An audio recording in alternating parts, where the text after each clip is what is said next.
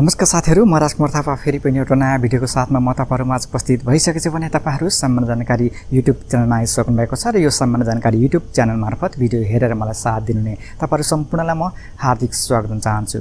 साथीहरु, आजको यो भिडियो आइफोन सम्बन्धीको टिप्स एन्ड ट्रिक्स सम्बन्धी रहेको छ र यो आइफोन सम्बन्धीको टिप्स एन्ड ट्रिक्स सम्बन्धीको भिडियो भाग 3 हो र यो भन्दा पहिला मैले पनि आइफोन सम्बन्धी यो टिप्स एन्ड ट्रिक्सको भिडियो बनाइसकेको छु। यदि तपाईहरुले त्यो भिडियो हेर्नु भएको छैन भने माथि आई बटनमा अथवा यो भिडियोको मुनि डिस्क्रिप्सनमा तपाईले लिंक पाउन सक्नुहुन्छ, त्यसमा क्लिक गरेर पनि पहिलाको भिडियो हेर्न सक्नुहुन्छ।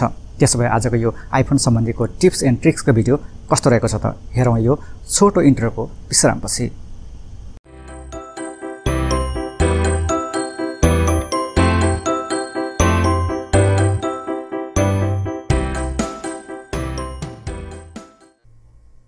साथीहरु, आजको यो आइफोन सम्बन्धीको टिप्स एन्ड ट्रिक मध्येको पहिलो टिप रहेको छ टाडा एप्लिकेसन। यो एप्लिकेसनबाट तपाईहरुले प्रयोग गर्ने आइफोनमा पोर्ट्रेट मोड फिचर नभए पनि तपाईले यो एप्लिकेसनबाट आफ्नो फोटोलाई पोर्ट्रेट मोड फोटोमा बदल्न सक्नुहुन्छ।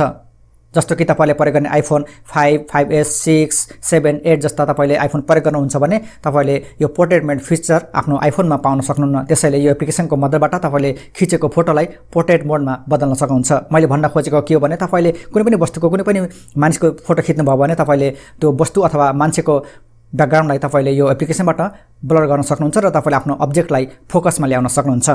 जस्तो कि तपाईले अहिले यो फोटोमा देखिरहनु भएको छ, मैले आइफोन 6 बाट खिचेको फोटो, तर मैले यो एप्लिकेसनको मध्यबाट अथवा यो टाडा एप्लिकेसनको मध्यबाट मैले ब्याकग्राउन्डलाई ब्लर गरेर मैले मेरो फोटोलाई फोकसमा ल्याएको छु। यसरी तपाईले यो टाडा एप्लिकेसनबाट तपाईले प्रयोग गर्ने आइफोनमा पोर्ट्रेट मोड फिचर नभए पनि यो एप्लिकेसनबाट आफ्नो फोटोलाई पोर्ट्रेट मोडमा बदल्न सक्नुहुन्छ।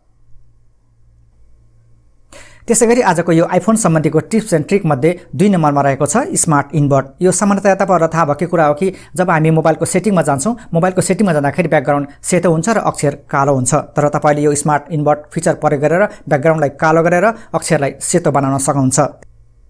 यो फिचर प्रयोग गर्नको लागि आफ्नो मोबाइलको सेटिङमा जानु होला र सेटिङमा गइसकेपछि जेनरलमा जानु होला र जेनरलमा गइसकेपछि एक्सेसिबिलिटीमा जानु होला र त्यसपछि तपाईले त्यहाँ डिस्प्ले अकोमोडेसन भन्ने एउटा अप्सन पनि पाउन सक्नुहुन्छ। त्यसमा क्लिक गर्नु होला र त्यसपछि तपाईले त्यहाँ इन्भर्ट कलर्स भन्ने एउटा अप्सन फेरि पाउन सक्नुहुन्छ। त्यसमा क्लिक गर्नु होला र त्यसपछि तपाईले त्यहाँ फेरि एउटा स्मार्ट इन्भर्ट भन्ने अप्सन पनि पाउन सक्नुहुन्छ र त्यसको दायाँतिर हेर्नुस् त्यहाँ अफ रहेको हुन्छ सामान्यतया यो स्मार्ट इन्भर्ट फिचर। त्यसलाई क्लिक गरेर अथवा त्यो अफमा क्लिक गरेर यो स्मार्ट इन्भर्टलाई अन गरिदिनु होला। अब तपाईले प्रयोग गर्ने आइफोनको सेटिङको ब्याकग्राउन्ड कालो भएर अक्षर सेतो भइदिन्छ।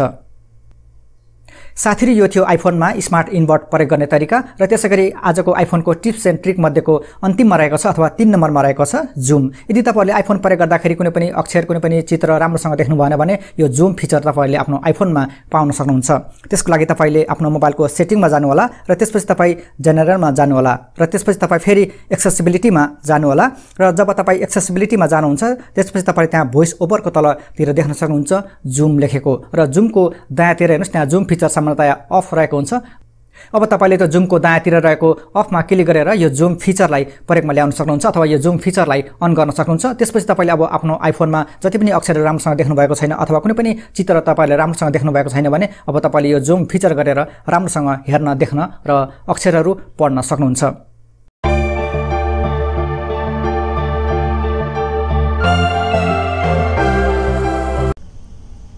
साथीहरु, यो थियो आजको आइफोन सम्बन्धीको टिप्स एन्ड ट्रिक्स सम्बन्धीको यो छोटो जानकारीको भिडियो। तपाईहरुले आफ्नो अमूल्य समय निकालेर यो भिडियो यहाँसम्म हेरिदिनु भएकोमा म हजुरप्रति आभारी छु। भिडियो कस्तो लाग्छ? भिडियो मन परे भिडियोको मुनि लाइक बटन कालो रहेको छ, न्यानो स्पर्शका साथ निलो पारिदिनु होला र यो भिडियोको बारेमा हजुरको मनमा कुनै पनि सुझाव सल्लाह छन् अथवा यो भिडियोको बारेमा हजुरको मनमा कुनै पनि खुल्दोलहरू छन् भने कमेन्ट बक्समा हाम्रो प्रतिक्रिया छोडेर जान पनि सक्नुहुन्छ।